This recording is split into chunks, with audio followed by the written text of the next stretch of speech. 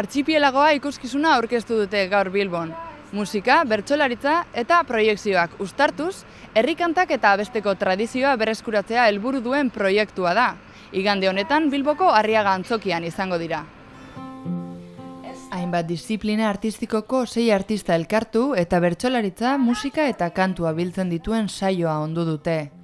Andoni Egaña bertsolaria, Ainhoa Garmendia sopranoa, Garikoitz Mendizabal txistularia, Peio Ramirez txelo eta soinu jolea, eta Germán Ormazabal piano jolea dira Artxipielagoa ikuskizunaren sortzaileak.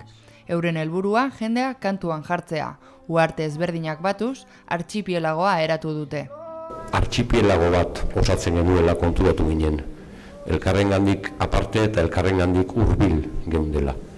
Eta, Artxipielagotan gertatzen den bezala, askotan bereizten gaituenak batzen gaitu, ez da? Hori da Artxipielagoen ezaugarri nagusia.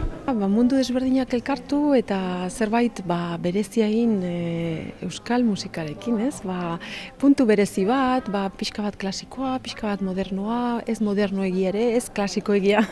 Eta, nik uste dut puntu politia aurkitu dugula sentidu hortan, eta nabari da, zergatik kontzertu asko atera dira, eta kontzertu bakoitza izaten da esperientzia oso politia, ez? Zein den, nik egituko nioke bakoitzari suposatu izan digun egokitze prozesua eta malgutasuna. Eta nik nire esplikatuko.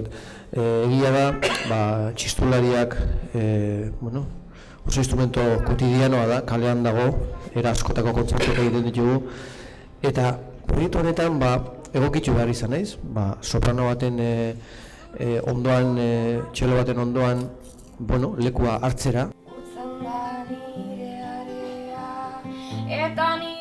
Eta bertsolari gisa ze ekarpen egin dezakeen pentsatzen hastean, bio hiruarik eta diferente jartzaizkion nire buruari saio bakoitzean eta horiek osatzea ditut. Ze eman diezaioke bertsolaritzako ni? Imperfekzio puntu polit bat. Musikariak eta kantanteak dira, ensaiatzen dute pilua, eta dana perfekto ditu dute. Eta askotan imperfekzio puntu polit batek emateio komunikazioari beste kanalen bat. Ikuskizunaren xedetako bat euskal kantutegia zabaltzea den heinean, emanaldirako abesti zerrenda luzea prestatu dute. Lehen atalak ukitu klasikoa izango du. Bigarrenean aldiz, azken 40 urteetako kantak abestuko dituzte. Hasieratik garbi geneukan gure helburua zela, ekitaldiko azken 5-6 abestiak jendeak ere kanta zitzala.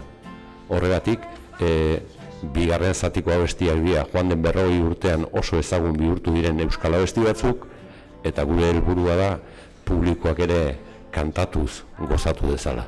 Euskal Herrien abestearen tradizio galtzea zaila izango litzateke.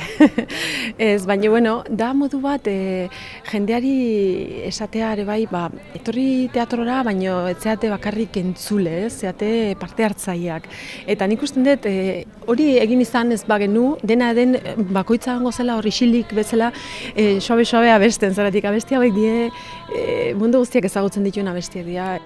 Artxipielagoa apiriletik dabil Euskal Herriko txoko batetik bestera, eta oraindik badu ibilbidea. Igandean Bilboko Arriaga antzokian izango dira, bertaratzen direnak kantuan jartzeko asmoz.